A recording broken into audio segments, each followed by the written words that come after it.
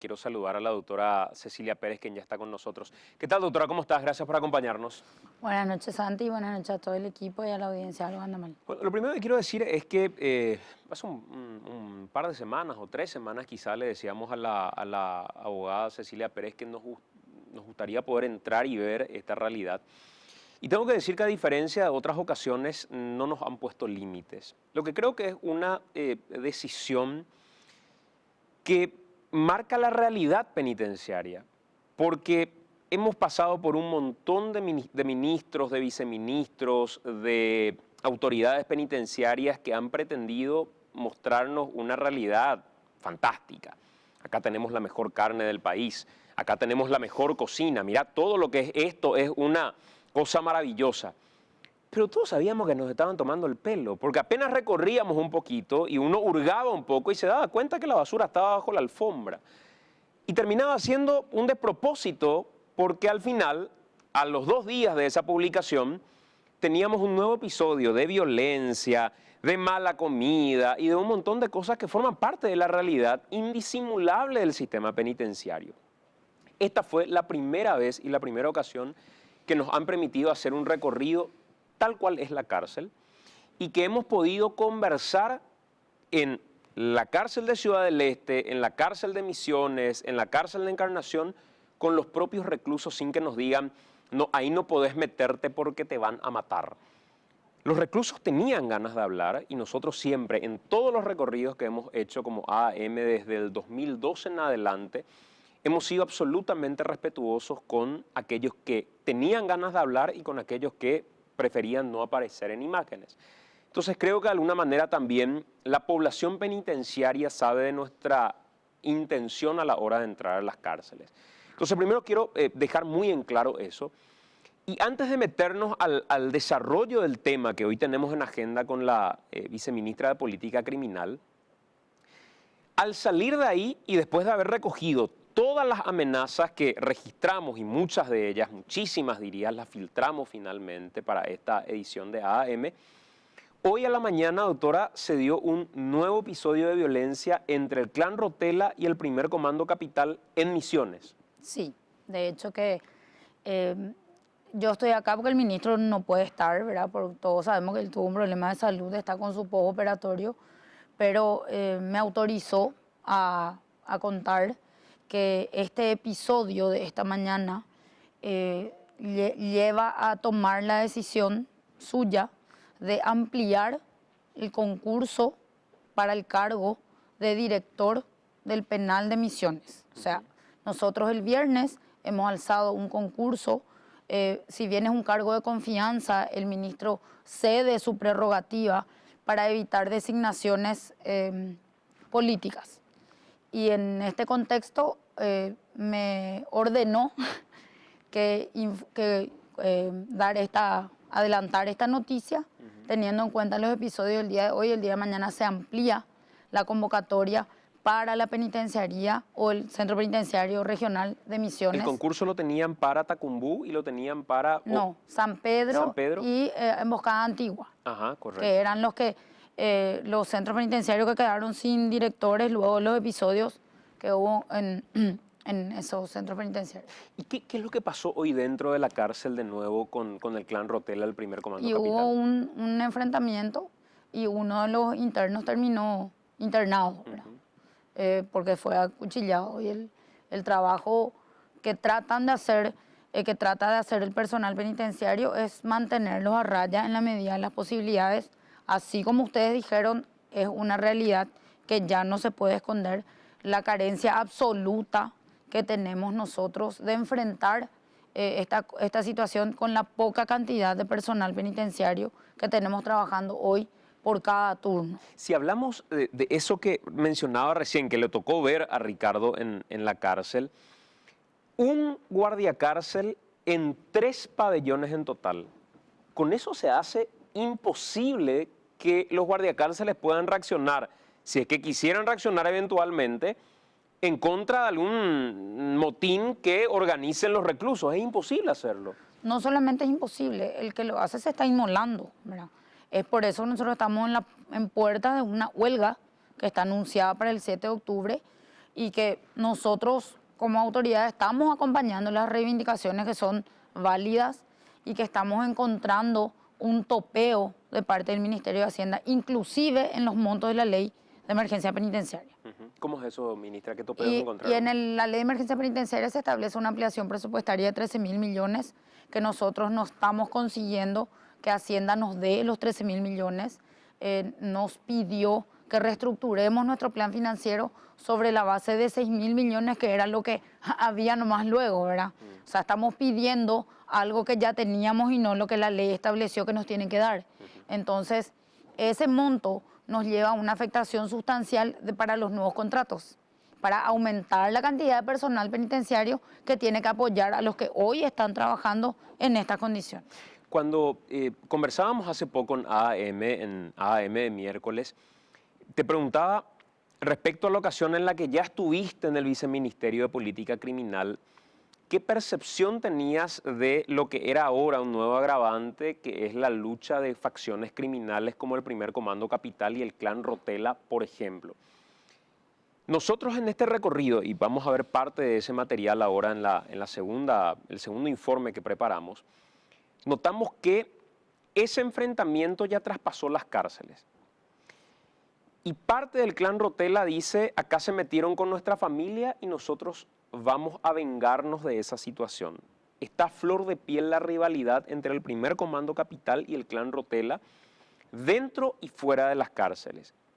¿Cómo se controla esa situación? ¿Es un problema estrictamente penitenciario o en realidad ya estando dentro de nuevo del sistema te das cuenta que es imposible tratar como un problema estrictamente penitenciario? En esa oportunidad ya te había dicho que tenemos que superar ese concepto de que el problema es solamente penitenciario y que es solamente el Ministerio de Justicia. Vos mismo lo estás diciendo, Santi. Hoy es un problema de seguridad nacional y el epicentro es el sistema penitenciario. O sea, la crisis penitenciaria es el epicentro de un problema de seguridad nacional y tenemos que dejar de mirar hacia otro lado con lo que está sucediendo. Y un ejemplo de eso es el esquema presupuestario. Cuando nosotros habíamos discutido con el ministro de Hacienda todo este tipo de cuestiones, yo le había dicho a él claramente, ministro, esto apremia. Y él me dijo, si te doy a vos, le voy a tener que dar a todos los otros ministerios lo que piden y vamos a tener un estallido social. Y yo le dije, si no nos das, vamos a tener igual un estallido social. Porque hoy el Ministerio de Justicia y el problema de la crisis penitenciaria debe ser una prioridad que hay que atender para ayer, no para ahora ni para más adelante, para ayer. En la mafia la familia se respeta. Esto empezó en la cárcel y en la cárcel tiene que terminar. Esa era la constante, doctora, en la declaración que hacían los miembros del Clan Rotela. Y el Primer Comando Capital reconocía también parte de los rituales que tienen que ver con el sentido de pertenencia del grupo. ¿Qué está pasando que en todo momento está presente esto se está yendo fuera de la cárcel? ¿Qué está pasando hoy entre estos grupos en particular que ellos mismos dicen que parte de lo que sucede es porque esto traspasó las cárceles? De hecho que nosotros tenemos una figura que se llama la calecita, ¿verdad? El que sale y después vuelve a entrar, sale y vuelve a entrar, y ellos reclutan ese tipo de personas que cuando salen llevan los mensajes o hacen los ataques afuera. De hecho que hay comunicación, ¿verdad? Nosotros no tenemos un sistema que evite que ellos tengan visitas, que se comuniquen con el exterior, y todos sabemos que por más que hacemos requisas regularmente, volvemos a encontrar celulares, que también son mecanismos de comunicación. Entonces, yo no sé si en alguna conversación que habíamos tenido, yo te había señalado el contenido importante hacia dónde nosotros estamos yendo, y esta consulta que me haces es una pregunta que te contesto de la siguiente manera. Aquella entrevista o una improvisada conferencia de prensa que había hecho Marcelo Piloto, ¿verdad? Marcelo Piñeiro, alias Piloto, donde él cuenta cómo él se convierte en un miembro del Comando Vermelho, ¿verdad? Él habla de una manera que se da a la inversa de lo que hoy está pasando. Nosotros, si no tomamos medidas, vamos a terminar teniendo localidades completas ciudades, barrios dominados por estos grupos que van a forzar a que las personas que viven en ese barrio teman por la seguridad de sus propias familias y al ingresar a un centro penitenciario van a tener que optar por pertenecer a uno u otro grupo dependiendo de dónde viva su familia. Por ejemplo, Marcelo Piloto había dicho que él no era del Comando Vermelho, que él era un asaltante que había ingresado al sistema cuando fue, en una de las veces se le descubrió y fue detenido. Y él dice, en ese momento en Río de Janeiro había 3 facciones. El tercer Comando Capital, porque el PCC es el primero, pero es de San Paulo. El tercer Comando Capital, el Comando Vermelho y una tercera facción. Él dice, yo podría haber dicho que era una tercera facción para irme a un penal dominado por esa tercera facción donde yo iba a estar más descomprimido porque esa facción es minoritaria, entonces es menos complicado y yo iba a estar mejor. Pero mi familia vivía en un barrio dominado por el Comando Vermelho. Si yo me iba a otro lado, le iban a matar a mi familia, porque yo traicioné al territorio al cual pertenezco, por más de que mi familia no haya estado vinculada al grupo en sí. Entonces él dice, cuando me dice el comisario en ese momento, porque él dice que en la delegación o en la comisaría donde le hacen la pregunta, él dice que pertenecía al Comando Vermelho y es ahí donde él se contacta o conoce narcotraficantes, secuestradores, terroristas, y ahí se inicia en el Comando Vermelho y entra a la escuela empieza a pertenecer al grupo y trepa en su carrera delictiva. Bueno, a eso nosotros vamos, o si hoy no se toman medidas con relación a esto, es una emergencia penitenciaria, tenemos que contener, pero también tenemos que trabajar en la cuestión de fondo. En algún momento nos decía en este mismo programa el criminólogo Juan Martens que lo que se había dado en Brasil era que inclusive en algún momento el primer Comando Capital o el Comando Vermelho tomaron control de la seguridad de los barrios. Eso implicaba que si un barrio era tomado por el primer Comando Capital o era tomado por el Comando Vermelho, ellos se encargaban de regular los índices de inseguridad en el lugar. Ejemplo, alguien iba volviendo de la facultad y eventualmente era hostigada por alguna persona que estaba en ese barrio y esa persona terminaba siendo asesinada o castigada eventualmente por quienes tenían el control de este barrio. Y se reducían los asaltos callejeros y cuestiones de ese tipo, pero los niveles de violencia eran brutales, porque la pelea era otra, la pelea era por la droga y demás. Hoy, en las cárceles paraguayas, con eso que estás mencionando de Marcelo Piñeiro, se puede decir que cuando se bautiza una persona dentro del primer Comando Capital o dentro del clan Rotela eventualmente, ese bautismo tiene implicancia directa en el barrio de la familia de esa persona, eventualmente. Todavía no. En el barrio propiamente todavía no, si vamos a hablar de la capital o de otras ciudades. Y te quiero aclarar que ese esquema de control del nivel de inseguridad, por decirlo de alguna manera, nosotros ya vimos en la frontera, en ciudades como, o en ciertos barrios históricamente de Pedro Juan Caballero. ¿Por qué la mafia controla el nivel de inseguridad? Porque eso genera mayor presencia policial. Si nosotros tenemos asaltos regularmente, eso genera mayor movimiento policial. Y por más de que la policía pueda o termine afectada por la corrupción, como también lo es el sistema, los miembros del sistema penitenciario o los agentes penitenciarios, igual genera un control masivo y eso no es conveniente, porque genera mayor despliegue para los grupos de poder de la mafia propiamente. Entonces, no robes porque nos alteras nuestro esquema, entonces si vos robas nosotros te vamos a matar. Entonces, de ahí viene un poco aquella historia de dormíamos con las ventanas abiertas, ¿verdad? En Pedro Juan mucho tiempo se vivió así, se dormía con la ventana abierta. O aquella historia de consultando con alguna persona del departamento de Amambay que te decía, cuando le preguntabas cómo estaba la situación de la inseguridad y demás, acá si no te metes con ellos no pasa nada. Es como que ese era el límite. Si no te metes a la cuestión de la droga, vivís tranquilo. Yo viví eso.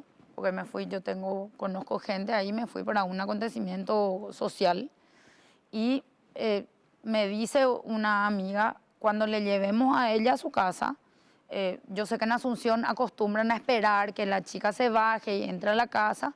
Acá no hacemos eso. Vos acelerá y andate. Bueno, llegamos a la casa, le bajamos a la chica, yo me olvidé y no me fui, ¿verdad? Y me dice, acelera, acelera, acelera. Y avanzamos y le digo, ¿pero qué pasó? Le dice, no, lo que pasa es que su vecino trabaja mal, me dice. Su vecino trabaja mal, ¿qué implica que el vecino trabaje mal? ¿Y qué trabaja mal? No, explícame. Que juega de uno u otro lado. O sea, aparentemente era un informante que fue descubierto. ¿Y por qué no me avisaste antes? Le dije, si era así, no venía ni salía con ella. Y me dice, no, a nosotros acá no nos va a pasar nada, pero no es conveniente que estar en el lugar equivocado porque convertirnos en testigos tampoco es algo positivo. Entonces, eso estoy hablando de muchísimo tiempo atrás y yo sé que la sociedad pedrojuanina se vio sacudida por todo lo que sucedió con Rafat, que fue en plena calle, en el centro, en un horario, o sea, no fue de madrugada y a eso nosotros no tenemos que llegar. De ahí es que vienen aquellas historias de en la zona de Pedro Juan Caballero y demás, del famoso justiciero de la frontera. Justiciero de la frontera que le robó a alguien fulanito de tal y ese alguien apareció muerto al día siguiente. O sea, el controlar el nivel de asaltos callejeros o de inseguridad o de cuestiones domiciliarias particularmente que no tienen que ver con el crimen organizado o que no tienen que ver con la pelea por la mafia en particular, es salirse de la estructura controlada por los grupos criminales. Así mismo, así es. Y nosotros todavía no estamos al punto de Río de Janeiro o todavía no estamos al punto de que llegaron Honduras o El Salvador, de que las maras desde dentro de los centros penitenciarios controlaban localidades fuera de los centros penitenciarios. Ahora nosotros estamos en un paréntesis en el que creo que estamos un poco más hacia allá de lo que estábamos antes, pero todavía estamos a tiempo de no llegar a ese punto. Dos cuestiones que muy puntualmente quiero primero recalcar, una de ellas con la viceministra de Política Criminal, que anunció hoy, apenas iniciábamos el programa, que decidieron ahora, después de los episodios que se han dado en la penitenciaría de Misiones, incluir también la penitenciaría de Misiones como uno de los puestos de director, digo, que se va a concursar como para poder acceder, porque históricamente en este país los cargos de directores penitenciarios o eventualmente de gente que va a estar dentro del sistema penitenciario eran cupos políticos. Y así hemos visto lo que pasó en San Pedro, por ejemplo, que gente que respondía a un político colorado en particular empezó a tomar el control de las cárceles y resulta que la gente que era de su equipo político tenía todos los beneficios que uno pueda imaginar eventualmente con gente que no tenía ni una sola formación para poder manejar el sistema penitenciario. Confirmar de nuevo esto, doctora, pues creo que es fundamental. La misma decisión que tomaron con otras dos penitenciarías, Emboscada y la penitenciaría de San Pedro. Sí, Emboscada Antigua, porque en Emboscada hay otra penitenciaría que es conocida como Padre de la Vega. Sí. No es eso. Y ahora también incluyen la penitenciaría de Misiones. Sí, mañana se estaría ampliando el concurso que se lanzó el viernes, incluyendo a la penitenciaría de Misiones. ¿Cuánto tiempo implica este concurso? O sea, ¿en cuánto tiempo? Primero significa eso que el hoy director de la penitenciaría no va a continuar, porque habrá que concursar para acceder a ese cargo en particular. Pero, ¿cuánto tiempo lleva un concurso de este tipo? Y realmente es un concurso simplificado y eso hay que explicar también porque sabemos que hay críticas de varios sectores con relación a este tipo de medidas. Este concurso no es un concurso formal conforme a la ley 1626 porque este cargo es considerado un cargo de confianza. Lo que hace el ministro es ceder su prerrogativa a llamar a un concurso simplificado en el cual las personas tienen ahora 5 días hábiles para presentar sus carpetas y se hace el análisis en otro plazo igual para hacer la selección. Va a haber un análisis y seguramente los candidatos más potables pasarán por otros estudios más específicos a los efectos de tomar la decisión de designar o no. Siempre la designación va a ser un cargo de confianza, pero ahora lo hacemos de esta manera porque el ministro dijo que ya no va más a trabajar de esta forma a partir de ahora. Él considera que esto, si no es la causal principal, es uno de los factores determinantes y no solamente tener en cuenta a personas que están dentro del sistema y que entienden cómo funciona el sistema, sino también otras personas que puedan acoplarse a este trabajo con un compromiso real y tener ciertas características, porque nosotros no podemos querer el trabajo, pero no tener las condiciones para hacer el trabajo, y no es cualquier cosa dirigir un centro penitenciario. ¿Tienen ustedes del sistema penitenciario mapeados qué grupos, qué facciones en particular tienen un sistema de identificación? Abiertamente se hacen llamar como parte de estas facciones criminales dentro del sistema penitenciario. ¿Cuáles serían? Las principales son PCC, Comando Vermelho y Clan Rotella, pero los que tienen más número de personas son el PCC y el Clan Rotella, que son los que se enfrentan abiertamente, como vimos en el caso de San Pedro. ¿Por encima del Comando Vermelho el Clan Rotella? Sí, porque está lleno de paraguayos. O sea, el Clan Rotella, como vieron, es netamente de paraguayos, ¿verdad? El PCC originalmente estaba compuesto solamente por brasileños, pero ellos evolucionaron, por decirlo de alguna manera, y empezaron a reclutar paraguayos. Hoy los líderes siguen siendo brasileños, pero ya hay muchos paraguayos reclutados dentro del primer comando capital, y esos son los que generan mayor desestabilización. Nosotros intentamos internamente redistribuir para no enviar a un lugar donde hay mayoritariamente Clan Rotella a un miembro del PCC o viceversa. O la misma cosa con Comando Vermelho, intentamos que haya una separación física en la medida de las posibilidades y un control de que no haya contacto o enfrentamiento entre esos grupos dentro de los centros penitenciarios. ¿Y tienen una estimación de cuántos miembros del PCC existen hoy en las cárceles, cuántos miembros del Clan Rotella? Nosotros tenemos algunos datos, nunca fuimos muy partidarios de decir, porque no necesitamos que ellos sepan que nosotros sabemos quiénes son, pero de los extranjeros, o sea, con paraguayos reclutados, el PCC es el que tiene mayor cantidad y el Clan Rotella tiene mucho más porque está prácticamente presente en casi todos los centros penitenciarios. ¿Y cómo, a ver, cuál es el mecanismo gancho de seducción que tienen básicamente como para reclutar gente? ¿Es yo te doy droga y te meto al grupo posteriormente, o directamente uno elige cuando llega al sistema penitenciario por X razón y dice yo quiero formar parte de este grupo en particular? ¿Cuál es el mecanismo como para decir elijo este y no este grupo? Con anterioridad a lo que es hoy, o sea, en la primera etapa, nosotros sabíamos que cualquier brasilero que entraba dentro del sistema entraba con el mote de ser del PCC, aunque no sea del PCC.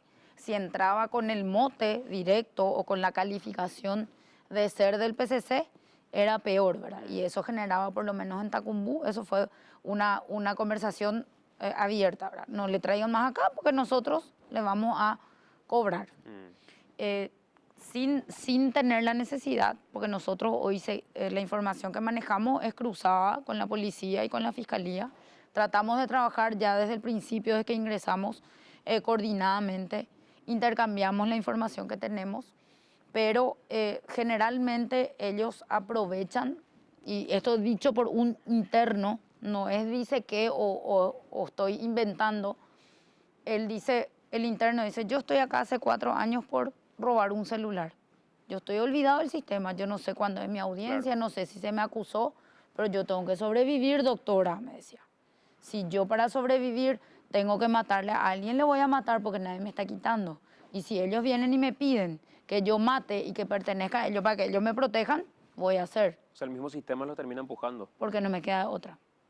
Doctora, antes de cerrar, porque tengo un minuto para cerrar el programa, ¿Qué está pasando en la zona de San Pedro en particular y con la investigación de aquello que había sucedido? Incluso creo que hay gente del sistema penitenciario hoy que tiene algún tipo de investigación, de imputación eventualmente. ¿Qué está pasando en San Pedro? Sí, el director está prófugo, está imputado y prófugo, y hay hay otras personas que están siendo investigadas, ¿verdad? Porque eso todavía no se cerró, de aquel episodio del enfrentamiento donde murieron 10 personas. Nosotros, o sea, ya la administración anterior había puesto como interventor a una persona del sistema que estuvo ya en otros centros penitenciarios y que no es muy diplomático, ¿verdad? Cuando ve que algo no está bien, generalmente se enfrenta a lo que está mal, ¿verdad? Nosotros hace poco hicimos una requisa, ustedes al iniciar el programa señalaban, nuestra requisa estaba prevista para esa madrugada que le hicimos igual, y para sorpresa nuestra, la Fiscalía interviene el penal con una orden de allanamiento buscando armas en el marco de una causa que nosotros desconocemos, porque hasta hoy día no sabemos en el marco de qué. Sí le escuchamos al fiscal decir por los medios de prensa que buscaba armas en continuación a aquella investigación de este enfrentamiento donde hubo 10 fallecidos entre el PCC y el Clan Rotela. Pero a nosotros nos llama la atención poderosamente dos circunstancias. Uno, que nosotros ingresamos a las 4 de la mañana y encontramos cosas que el fiscal no encontró, no entendemos por qué, si tenía una orden judicial para hacer el allanamiento. Nosotros sí fuimos desde Asunción, con personal de Asunción y también con otro personal local, y con el apoyo de la policía hicimos el allanamiento y encontramos drogas y encontramos unos escondites donde creemos que en algún momento habrían guardado armas u otras cosas en lugares poco comunes, ¿verdad? Nosotros pensamos que eso no se hurgó o no se buscó luego en aquel allanamiento, pero sí nos llama la atención que nosotros de la casa encontramos cuestiones Y no la fiscalía. y no la Fiscalía. Eso, una circunstancia. Y la otra circunstancia llamativa es los fiscales que llevan ese proceso son 3 fiscales que están perfectamente identificados. Son la doctora Alicia Saprissa, el doctor Marcelo Pecci y el doctor Hugo Volpe, que son un equipo de fiscales que son de la Unidad de Crimen Organizado. Entonces, ¿qué hacía este fiscal? Interviniendo en una causa en la que él no tiene participación, si es que realmente fue en el contexto de esa causa. Doctora, gracias por acompañarnos. Muy amable.